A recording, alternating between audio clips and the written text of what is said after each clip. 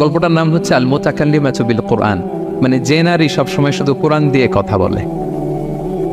আব্দুল্লাহ ইবনে মুবারক অনেক বড় মুহাদ্দিস, হজ করে ফিরতেছেন, হঠাৎ দেখেন এক বৃদ্ধা মহিলা, বয়স্ক মহিলা চাদর গায়ে দিয়ে শুয়ে আছে। তো এটা অনেক বড় একটা কনভারসেশন, আমি কনভারসেশনটা আপনাদেরকে শোনাই। উনি কাছে গেলে যে সালাম দিলেন, আসসালামু আলাইকুম রাহমাতুল্লাহ। সালামের উত্তরে বৃদ্ধা মহিলা স্বাভাবিকভাবে উত্তর না দিয়ে একটা কোরআনের আয়াত তেলাওয়াত করলেন। তেলাওয়াত করলেন সালামুন কাওলাম মির রাব্বির রহিম, মানে দয়াময় প্রতিপালক আল্লাহর পক্ষ থেকে তোমার প্রতিও সালাম। এটা একটা কোরআনের আয়াত, কিন্তু এটা দিয়ে উত্তর হয়ে যায় সালামের। কি বলেন? আচ্ছা গেল। এবার আব্দুল্লাহ ইবনে মুবারক জিজ্ঞেস করলেন মাযা তাসনাঈনা ফি হাযাল মাকান, এখানে কি করেন আপনি, কি করতেছেন একা একা? এই প্রশ্নের উত্তরেও ভদ্রমহিলা একটা কোরআনের আয়াত তেলাওয়াত করে দিলেন। উনি তেলাওয়াত করলেন ওয়ামাই ইউদ্লিল ফালা হাদিয়া লাহ, মানে আল্লাহ যার পথ ভুলায় দেয় তার পথ দেখানোর কেউ নাই। মানে বুঝাইতে চাইলেন আমি পথ হারাই ফেলছি। কি বুঝাইতে চাইলেন?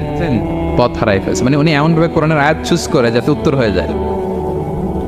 তো এবার উনি জিজ্ঞেস করলেন আইনা তুরিদিন, তো পথ হারাই ফেলছেন তো বুঝলাম, আয়াত থেকে এটা বোঝা যায়, তো আপনি কোথায় যাচ্ছেন, ডেস্টিনেশন কোথায়? উনি আবার একটা আয়াত তেলাওয়াত করলেন সুবহানাল্লাযী আসরা বিআবদিহি লাইলাম মিনাল মাসজিদিল হারামি ইলাল মাসজিদিল আকসা।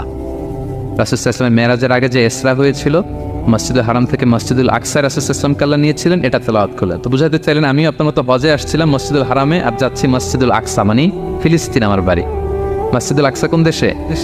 ফিলিস্তিনে। আয়াত এমনভাবে উনি পিক করেন যাতে করে উত্তর হয়ে যায়। উনি বোঝাতে চাইলেন আমিও হজ করতে এসেছিলাম, যাচ্ছি কোথায়? ফিলিস্তিন, মসজিদুল আকসা যে দেশে আছে। তো উনিও বুঝে গেলেন যে তাহলে আপনি মসজিদুল আকসায় যাচ্ছেন। এবার জিজ্ঞেস করলেন আনতুম মুনযু কাম ফি হাযাল মাকান, তো এখানে একা একা পড়ে আছেন কয়দিন? আবার কোরআনের আয়াত সালাসা লায়ালিন সাবিয়া, টানা 3 দিন 3 রাত এখানে আছে, এটা কোরআনের আয়াত। আবার জিজ্ঞেস করলেন উনি মা আরা মাআকি তাআমান তাকুলিন, তো একা যে পড়ে আছেন আবার 3 দিন, তো আপনি খাচ্ছেন কি, বেঁচে আছেন কিভাবে? ভদ্রমহিলা আবার একটা আয়াত তেলাওয়াত করলেন। তিনি পড়লেন হুয়া ইউতঈমুনি ওয়া ইউসকিন, ইব্রাহিম আলাইহিস সালামের কথা, যে ওই আল্লাহ তাআলাই আমারে খাওয়ায়, আল্লাহই আমাকে পান করে, আল্লাহ তাআলা ব্যবস্থা করেছেন আবার। এইবার উনি অবাক হচ্ছেন, আমি এত বড় মুহাদ্দিস আব্দুল্লাহ ইবনে মুবারক ইমাম বুখারীর উস্তাদ, আমি স্বাভাবিকভাবে কথা বলি আর যাই প্রশ্ন করি একটা আয়াত তেলাওয়াত করে দেয় আর ওটাতে উত্তর হয়ে যায়। কি মহিলার সন্ধান পেলাম? তো উনি বলতেছে ফাবি আইয়ি শাইইন তাতাওয়াদ্দাইন, 3 দিন যে এখানে আছেন মরুভূমির বালুর মধ্যে ওযু করেন কিভাবে? উনি আবার একটা আয়াত তেলাওয়াত করলেন ফাইন লাম তাজিদু মাআন ফাতায়াম্মামু সাঈদান তাইয়্যিবা, না আল্লাহ আয়াতে বলেছেন যদি তোমরা পানি না পাও পবিত্র মাটি দিয়ে তায়াম্মুম করে নিও। তো বুঝাতে চাইলেন পানি নাই তো কি হয়েছে, বালু তো সবাই তায়াম্মুম করে নাও। আল্লাহু আকবার।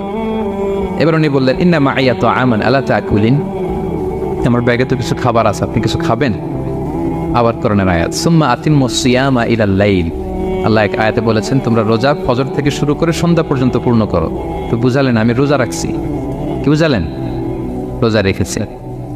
এবার উনি একটু মাসালা খাটাইতে চাইলেন, ভাবলেন যে বুড়ি তুমি আমার সাথে শুধু কোরআন দিয়ে উত্তর দিচ্ছ, দাঁড়াও তোমাকে আমি আটকাইতেছি। উনি মাসালা খাটাইলেন যে ফাকুলতু লাহা লাইসা হাদা শাহরু রমাদান, তো রোজা রাখছেন মানে এটা তো রমজান মাস না, হজ করে ফিরতেছি আমরা জিলহজ মাসের শেষের দিক, কিসের রোজা? ওই মহিলা আবার একটা আয়াত তেলাওয়াত করলেন যে ওমান তাতাওয়া খায়রান ফাইনাল্লাহা শাকিরুন আলিম, আমি রমজানের ফরজ রোজা তো রাখিনি, এখন আমি নফল রোজা রেখেছি। আয়াতের অর্থ হচ্ছে তোমরা নফল যা করো এগুলো প্রতিদান আল্লাহ তোমাদের বুঝিয়ে দেবে। রমজান না ঠিক আছে জিলহজ, কিন্তু আমি কি রোজা রেখেছি? নফল রোজা। এইবার উনি ধরছেন মাসালা, এবার বলতেছে উবি হালান আল ইফতার ফিস সাফার, সফরে তো রোজা ভাঙা যায়, রোজা তো ভাঙা যায়, খান একটু।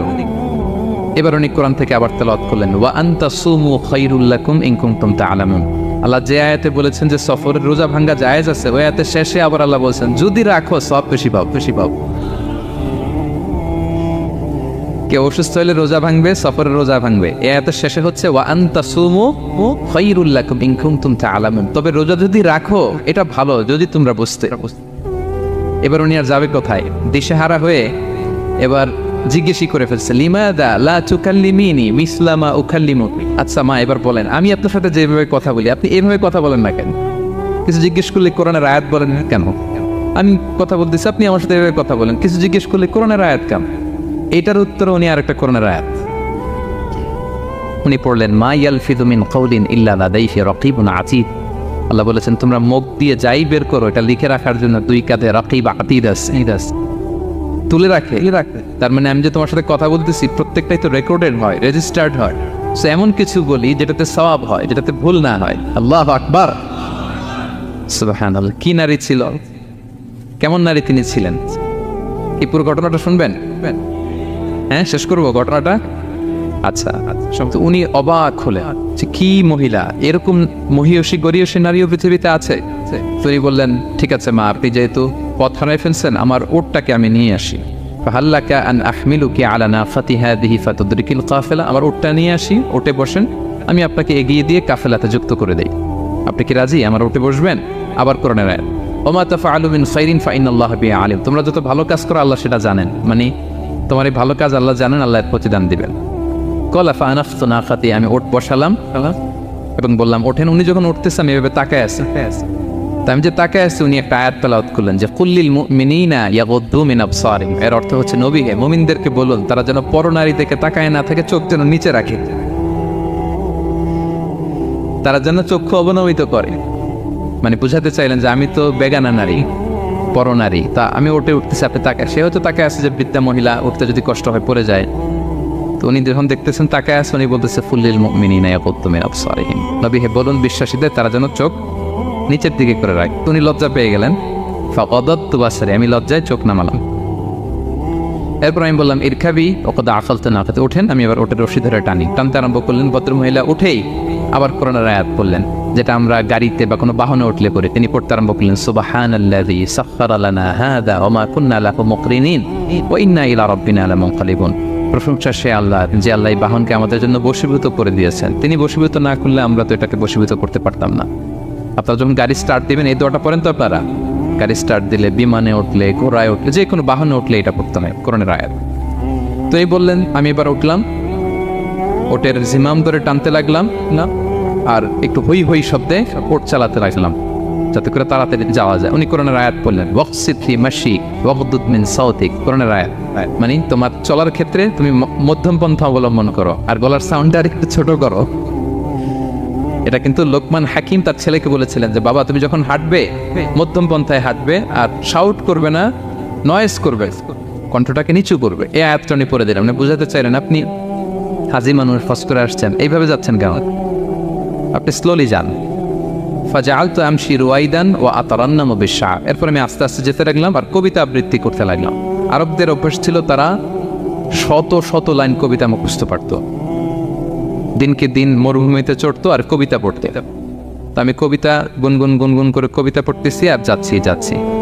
এই মহিলা পিছন থেকে আয়াত তেলাওয়াত করলেন আবার ফাকরাউ মা তায়াসসারা মিনাল কুরআন। মানে কোরআনের যেখান দিয়ে সহজ লাগে ওইখান দিয়ে পড়েন। মানে বুঝাতে চাইলেন কবিতা বললে কি লাভ, আপনি কোরআন পড়েন। উনি আবার লজ্জা পেয়ে কোরআন পড়তে আরম্ভ করলেন। এবার যেতে যে কাফেলা থেকে উনি মিসিং, যে ক্যারাভ্যান থেকে মিসিং, ওই ক্যারাভ্যানের সাথে যুক্ত হলেন। এবার জিজ্ঞেস করলেন যে হাদিহিল কাফেলা মান লাকি ফিহা, এই তো আপনার কাফেলা, এখানে কে আছে আপনার, কেউ আছে? আবার কোরআনের আয়াত আল মাল ওয়াল বানুনা জিনাতুল হায়াতিদ দুনিয়া, অর্থাৎ সম্পদ সন্তান এগুলো আল্লাহর দেয়া নেয়ামত। এটা দিয়ে বুঝাতে চাইলেন হ্যাঁ আমার কিছু সন্তানাদি আছে। উনি বুঝতে পারলেন ফাআলিমতু আন্নাল্লাহা আওলাদান ফিহা, আমি বুঝলাম যে ওনার সন্তান এখানে আছে। এবার একটা চান্স পেয়ে গেছে আব্দুল্লাহ ইবনে মুবারক। কি পেয়ে গেছে? উনি মনে মনে ভাবলেন ওনার ছেলেদের নাম কি, এটা জিজ্ঞেস করি, তাইলে তার উত্তর দিতে পারবে না। সুন্দর না প্রশ্নটা? এবার উনি বলতেছে ফাকুলতু লাহা মা আসমাউ আওলাদি, মা এবার একটু বলেন তো আপনার ছেলেগুলোর নাম কি জিজ্ঞেস করলেন। এটা তো আর নান্টু বল্টু সল্টু তো আর কোরআনে পাওয়া যায় না। আমরা নাম রাখি কি সল্টু বল্টু কোরআনে আছে? নাই। তো উনি এবার চান্স নিলেন, এবার জিজ্ঞেস করি আপনার ছেলের নাম কি। এইবার আর উত্তর থাকবে না, অনেকক্ষণ আমার সাথে করছে না। তো জিজ্ঞেস করতেছে লাহা ওয়ামা আসমাউ আওলাদিক, আপনার ছেলেদের নাম কি একটু বলেন তো। এই প্রশ্নের উত্তরে উনি 3টা আয়াত তেলাওয়াত করতেন। এতক্ষণ তো একটা, এখন কয়টা? এখন 3 নম্বর গিয়ারে চালাইতে। উনি প্রথম আয়াত তেলাওয়াত করলেন ওয়াত্তাখাযাল্লাহু ইব্রাহিমা খলিলা, এরপরে বললেন ওয়া কাল্লামাল্লাহু মূসা তাকলিমা, সবশেষে বললেন ইয়া ইয়াহইয়া খুযিল কিতাবা বিকুওয়া। আল্লাহু আকবার। আমি ইব্রাহিমকে খলিল হিসেবে নিয়েছি, মুসাকে কালিমুল্লাহ বানিয়েছি, এবং ইয়াহিয়াকে বলেছি, হে ইয়াহিয়া তুমি তাওরাত কিতাবকে শক্ত করে ধরো। তার মানে বোঝাতে চাইলেন আমার বড় ছেলের নাম ইব্রাহিম, পরের ছেলের নাম মুসা, ছোট ছেলের নাম ইয়াহিয়া। সুবহানাল্লাহ পড়বেন না? কিনারে ছিলেন। কোরআনের বাইরে যেন যাওয়া না লাগে, কোরআন থেকে ছেলেদের নাম চুজ করে রাখছেন। ছেলেদেরকে ডাকলে এই নামেই ডাকেন। এরপর ছেলেদেরকে ডাকলেন কোরআনের আয়াত পড়ে, ফাবাআসু আহাদাকুম বিওয়ারিকিকুম হাযিহি ইলাল মাদিনাতি ফালিয়ানজুর আইয়ুহা আসকা তুআমান ফালিয়াতিকুম বিরিজকিম মিন। এটা সূরা কাহফের একটা আয়াত। গুহাবাসী 7 জন যুবক যখন ঘুমিয়ে পড়েছিল, 309 বছর পরে যখন জেগেছিল, একজনকে টাকা দিয়ে বলেছিল যাও তুমি কিছু খাবার নিয়ে আসো। এই আয়াত বুঝাইয়া তিনি ছেলেদের বুঝাইলেন যে মেহমান আসছে, কিছু নিয়ে আসো খাবার, আপনারা খাওয়াইতে হবে। উনি অনেক হেল্প করছে আমাকে। তো ছেলেরা খাবার নিয়ে আসলো। খাবার দেওয়ার পরে মহিলা আবার কোরআনের আয়াত, কুলু ওয়াশরাবু হানিআম বিমা আসলাফতুম ফিল আইয়ামিল খালিয়া। এটা আসলে আল্লাহ তাআলা জান্নাতীদেরকে বলবেন। আমরা যখন জান্নাতে ঢুকবো আল্লাহ বলবে কুলু ওয়াশরাবু হানিআম বিমা আসলাফতুম ফিল আইয়ামিল খালিয়া। এই দুনিয়াতে এত জুলুম নির্যাতনের শিকার হয়েছে, এত নেক কাজ করেছো, প্রতিদান হিসেবে আজকে জান্নাতের এই নাজ নেয়ামত ভোগ করো। বৃদ্ধ মহিলা এই আয়াতটা বললেন, তার মানে মরুভূমিতে অনেক কষ্ট করেছেন আপনি আমার জন্য, এখন আপনি আমার পক্ষ থেকে এই হসপিটালিটি রিসেপশন, এই আপ্যায়ন গ্রহণ করুন।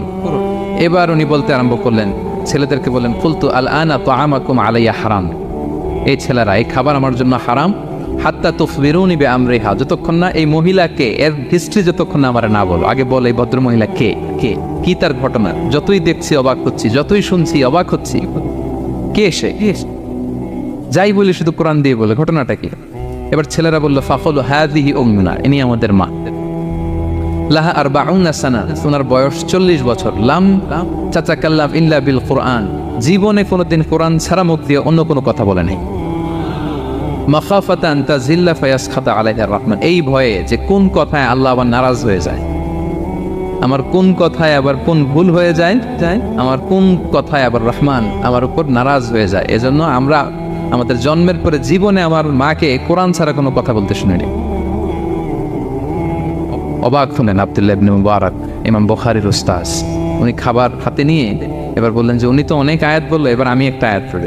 খাবারটা নিয়ে উনি পড়তে আরম্ভ করলেন। ফাকুলতু, উনি বললেন, আমি বললাম, যালিকা ফাদলুল্লাহি ইউতিহি মাইয়াশা, এটা আল্লাহর বিশেষ অনুগ্রহ, ফজল, এটা আল্লাহ সবাইরে দেয়, যাকে চায় তাকে দেয়। সুবহানাল্লাহ পড়ে। এটা আল্লাহর বিশেষ অনুগ্রহ, তিনি সবাইকে দান করেন না, যাকে চান তাকে দেন। তোমাদের মা অনেক মহিয়সী গরিয়সী একজন মাতা তোমরা পেয়েছ। আল্লাহ তাআলা বলছেন, ইন্না নাহনু নাযালনা যিকরা ওয়া ইন্না লাহু লাহাফিযুন, নিশ্চয় আমি এই জিকিরকে মানে কোরআনকে নাজিল করেছি, আমি এই কোরআনকে সংরক্ষণ করব। তাহলে কোরআনের একটা নাম পেলাম আল কিতাব, একটা নাম পেলাম আল ফুরকান, একটা নাম পেলাম কি জিকির। এরকম অনেকগুলো নাম কোরআনের আছে। শুনেছি শুধু আমি সূরাতুল হাশরের 21 নম্বর আয়াত তেলাওয়াত করেছি। এখানে আল্লাহ তাআলা ইরশাদ করছেন যে এই কোরআনকে যদি আমি পাহাড়ের উপর নাজিল করতাম, লাউ আনজালনা হাযাল কুরআনা আলা জাবালিন লারাআইতাহু খাশিআন মুতাসাদ্দিআন মিন খাশিয়াতিল্লাহ। নবী, হে কোরআনকে যদি আমি পাহাড়ের উপর নাজিল করতাম, আপনি দেখতেন আল্লাহর ভয়ে এই পাহাড় ভেঙে চুরে খানখান হয়ে যেত। এটা এত গরু ভার একটা বাণী কোরআন আল কারীম। পাহাড় ভেঙে যেত। পাহাড় কি চারটেখানে কথা? সুবিশাল পাহাড় আল্লাহ তাআলা পৃথিবীতে সৃষ্টি করে রেখেছেন। আপনারা আলাস্কা পর্বতমালার নাম শুনেছেন? Alaska range, located in USA. যুক্তরাষ্ট্রে একটা মাউন্টেন রেঞ্জ আছে, এটা 600 মাইল লম্বা। কয়শো মাইল? পুরোটাই পাহাড়। এটার নাম হচ্ছে আলাস্কা মাউন্টেন রেঞ্জ। ইউরোপে একটা মাউন্টেন রেঞ্জ আছে, এটার নাম হচ্ছে আল্পস মাউন্টেন রেঞ্জ, এটা 750 মাইল লম্বা। নেপালে একটা পাহাড় আছে, এটার নাম মাউন্ট এভারেস্ট, এটা 8829 মিটার উঁচু। আল্লাহ বলেন এই বিশাল বিশাল পাহাড়। আরব বিশ্বে অনেক বড় পাহাড় আছে, তুর পাহাড়ের চূড়ায় আমি উঠেছিলাম, আরব বিশ্বের সবচেয়ে বড় পাহাড় মাউন্টেন রেঞ্জ। আল্লাহ বলেন এই কোরআনকে যদি আমি তোমাদের উপর নাজিল না করে পাহাড়ের উপর নাজিল করতাম, আলাস্কার উপর নাজিল করতাম, আল্পস পর্বতমালায় নাজিল করতাম, তুর পাহাড়ে যদি নাজিল করতাম, মাউন্ট এভারেস্টের উপর যদি নাজিল করতাম, তাহলে নবী হ্যাঁ আপনি দেখতেন আল্লাহর ভয়ে এই পাহাড়গুলো ভেঙে চূর্ণ বিচূর্ণ হয়ে যেত। কিন্তু সেই কোরআন আল্লাহ কাদের উপর নাজিল করেছেন? আমাদের উপর। সো হিউজ রেসপন্সিবিলিটি, অনেক বড় দায়িত্ব। এই কোরআনকে আমরা বুঝি কিনা, কোরআনকে মানি কিনা, কোরআনের আইন সমাজে চাই কিনা, this is the burning question. নিজেকে নিজে প্রশ্ন করুন যে কোরআনের যে হকগুলো আছে আমরা আদায় করছি কিনা। এটা যেন তেন কোনো বাণী নয়, এটা আল্লাহ তাআলার পাঠানো বাণী, অনেক ভারী অনেক ওজনওয়ালা বাণী। আল্লাহ তাআলা বলছেন ইন্না সানুলকি আলাইকা কওলান সাকিলা, নবী হে আপনার কাছে আমি অনেক ভারী হেভি ওয়েট ওয়ার্ড নাজিল করব, এটা অনেক ওজনের, এটা সিম্পল কোনো বিষয় নয়। এই কোরআন যখন রাসূল সাল্লাল্লাহু আলাইহি ওয়াসাল্লামের উপর নাজিল হতো, প্রচন্ড শীতের রাতে বিষ্ণু সাল্লাল্লাহু আলাইহি ওয়াসাল্লাম ঘামতেন। আম্মা জান আয়েশা বলেন আমরা কম্বল মুড়ি দিয়েও থাকতে পারি না, এত শীত, কিন্তু বিশ্বনবী ঘেমে ঘর্মাক্ত হয়ে একাকার। ওটের উপর বসে থাকা অবস্থা যখন কোরআন নাজিল হতো, ওটগুলো মরুভূমির মধ্যে বসে পড়তো ডিরেক্টলি। কাফেলা চলছে সাইয়েদনা জিবরাইল এসে কোরআন নাজিল করেছেন, কোরআনের ভারে ধপাস করে উট বসে যেত। যায়েদ ইবনে সাবিত রাদিয়াল্লাহু তাআলা আনহু কাতিবুল ওয়াহী, রাসূল সাল্লাল্লাহু আলাইহি ওয়াসাল্লামের সাহাবী, রাসূল সাল্লাল্লাহু আলাইহি ওয়াসাল্লাম একবার যায়েদ রাদিয়াল্লাহু তাআলা আনহুর পায়ের মধ্যে মাথা রেখে শুয়েছিলেন, দীর্ঘক্ষণ শুয়ে থাকলেন। যায়েদ রাদিয়াল্লাহু তাআলা আনহু বলছেন আমার কোনো কষ্টই হচ্ছে না। হঠাৎ করে কোরআন নাজিল হতে লাগলো। কি নাজিল হতে লাগলো? কোরআন। যায়েদ রাদিয়াল্লাহু তাআলা আনহু বলেন দীর্ঘক্ষণ রাসূল সাল্লাল্লাহু আলাইহি ওয়াসাল্লাম আমার পায়ের উপর মাথা রেখে শুয়ে আছেন, কিন্তু আমি টেরি পাচ্ছি। কিন্তু যখন কোরআন নাজিল হতে লাগলো মনে হলো যে আমার পাটা ভেঙে খান হয়ে যাবে। রাসূল সাল্লাল্লাহু আলাইহি ওয়াসাল্লামের মাথার ওজন এত বেড়ে গেল, আমি আর রাসূল সাল্লাল্লাহু আলাইহি ওয়াসাল্লামকে রাখতেই পারছি না আমার পায়ের উপর। ইন্না সানুলকি আলাইকা কওলান সাকিলা, নবী হে আমি অনেক ভারী হেভি ওয়েট ওয়ার্ডের কোরআন আপনার কাছে নাজিল করব। সো কোরআনটা এটা অনেক সম্মানিত একটা বাণী, আল্লাহ তাআলার বাণী, অনেক ভারী একটা বাণী। এটা পাহাড় সইতে পারে না, পাহাড় ভেঙে চূর্ণ বিচূর্ণ হয়ে যেত, সে কোরআনকে আল্লাহ তাআলা আমাদের উপর নাজিল করেছেন। সো আমাদের হিউজ রেসপন্সিবিলিটি, অনেক বড় দায়িত্ব যে এই কোরআনকে মেনে চলা, কোরআন পড়তে জানা, কোরআনের অর্থ বোঝা এবং কোরআনের নীতিমালাগুলো আমাদের সমাজে বাস্তবায়ন করা। তো আমরা বলেছি যে আমরা কোরআন দিয়ে আজকে কোরআনের পরিচয় নিব। কোরআনকে জিজ্ঞেস করবো যে কোরআন তুমি তোমার পরিচয় দাও। আমরা কিছু প্রশ্ন করবো, দেখবেন কোরআন অবলীলায় উত্তর দিয়ে দিচ্ছে। আমরা যদি কোরআনকে জিজ্ঞেস করি যে কোরআন তুমি যে পৃথিবীতে এসেছো তোমার হিস্ট্রিটা বলো, কবে আসলা, কবে নাজিল হয়েছ? কোরআন বলবে শাহরু রমাদান আল্লাযী উনজিলা ফীহিল কুরআন, আমি রমাদান মাসে এসেছি, যেন তেন মাসে আসে। কোরআনকে যদি আমরা প্রশ্ন করি যে কোরআন রমাদান তো 29 দিন বা 30 দিন, তো এই 30 দিনের বা 30 রাতের কোন দিন বা কোন রাতে এসেছ? কোরআন বলবে ইন্না আনজালনাহু ফি লাইলাতুল কদর, আমি কদরের রাতে এসেছি। সুবহানাল্লাহ বিহামদি। ওমা আদরাকা মা লাইলাতুল কদর, কে তোমাকে জানাবে কদর কি? লাইলাতুল কদরি খায়রুম মিন আলফি শাহর, কদরের রাত 1000 মাসের চেয়েও সেরা। রাসূল সাল্লাল্লাহু আলাইহি ওয়াসাল্লাম আফসোস করতেছেন, আল্লাহ বনি ইসরাইলের লোকেরা হায়াত পাইছে 1000 বছর 1500 বছর, এত ইবাদত করছে, আমার গুনাহগার উম্মতের কি হবে? আমার গুনাহগার উম্মত তো 60-70 এর মধ্যে মরে শেষ। আমার উম্মতি মা বাইনা 60 ইলা 70, আমাদের গড় বয়স কত? 60 থেকে 70। আল্লাহ বলেন চিন্তা করো না, লাইলাতুল কদর খায়রুম মিন আলফি শাহর, তোমার গুনাহগার উম্মতের জন্য আমি কদরের রাত দিয়েছি 1000 মাসের চেয়ে সেরা। তাহলে কোরআনের হিস্ট্রি আমরা জেনে গেলাম।